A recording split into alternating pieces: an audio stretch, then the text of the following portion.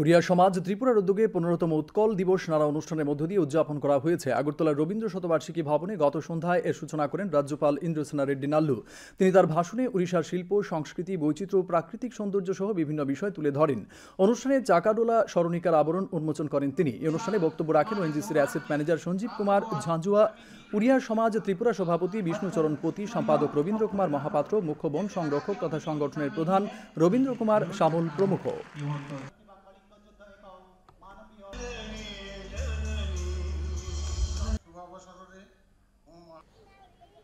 As we commemorate the anniversary of the formation of Odisha, let us reflect on the remarkable journey of this state, a land steeped in history, spirituality, and artistic brilliance. Odisha is the bastion of rich cultural heritage with its historical monuments, archaeological sites, traditional arts, sculpture, dance and music.